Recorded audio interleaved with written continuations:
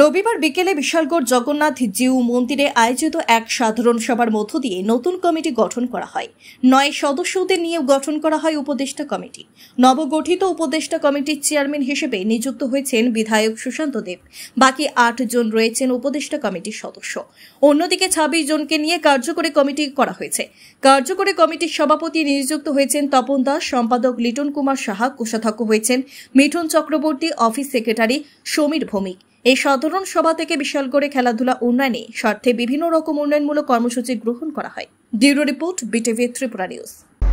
আমি বিধায়ক হওয়ার পর থেকে আমি চেষ্টা করছি বিভিন্ন এলাকায় যেন আমাদের স্পোর্টসের বিভিন্ন ইভেন্ট যেগুলো হয় যেন আমরা খুব সুন্দরভাবে সুচারুভাবে করতে পারি এবং যুব সমাজকে যেন মাঠমুখী করতে পারি, সেই লক্ষ্যে আমরা বিভিন্ন কার্যক্রম, বিভিন্ন ইভেন্টস স্পোর্টসের আমরা করছি।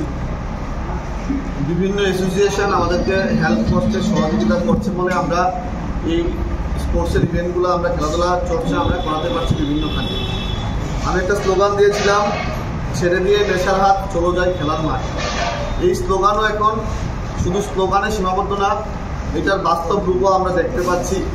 বিশালগড় এলাকার বিভিন্ন প্রান্তে, বিভিন্ন ছোট বড় মাঠে একটা সময় মাঠ শূন্য, যেটা আমাদের জন্য একটা চিন্তার বিষয় ছিল।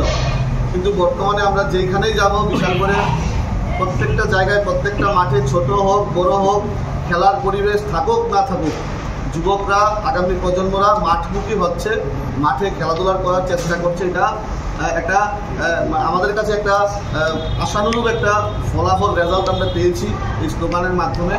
এবং ফুটবল অ্যাসোসিয়েশনও বিগত দিনে আমরা ছোটোবেলায় নারায়ণ স্মৃতি বহুবার দেখেছি, জাঁকজমকপূর্ণ জমকালো আয়োজন করা হতো, কিন্তু মাঠ স্বল্পতার কারণে আমাদের টাউন গার্লস স্কুল মাঠে স্কুল বিল্ডিং হয়ে গেছে, সেই কারণে এটা ফুটবলের জন্য এটা অ্যাপ্রোপ্রিয়েট না। তো সেই কারণে আমরা বিকল্প চেষ্টা করছি। কোনো না কোনো সময় মধুপুর মাঠে হয়, কোনো না কোনো সময় আমরা আর এই বনিয়ামারা মাঠে ইভেন্টগুলো করিয়েছি। তো আমিও চাইছি এরকম বড় ইভেন্টের মাধ্যমে, আমরা MLA কাপ ক্রিকেট করছি, HDFC কাপ ক্রিকেট হয়েছে, এরকম এই ধাঁচের। কারণ একটা সময় আমরা দেখতাম, যদি ন্যাশনাল ওয়াইজ দেখি, ক্রিকেট খেলাটাকে মানুষের কাছে পপুলারিটি বাড়ানোর জন্য IPL করেছে। এই IPLটা কিন্তু গ্র্যান্ড সাকসেস হয়েছে এবং IPL এর মাধ্যমে ভালো ভালো ক্রিকেটাররা উঠে আসছে। এখন ইন্ডিয়া ন্যাশনাল টিম ইচ্ছা করলে 4টা টিম একসঙ্গে খেলাতে পারে, এরকম একটা স্পিরিট আছে IPL এর জন্য।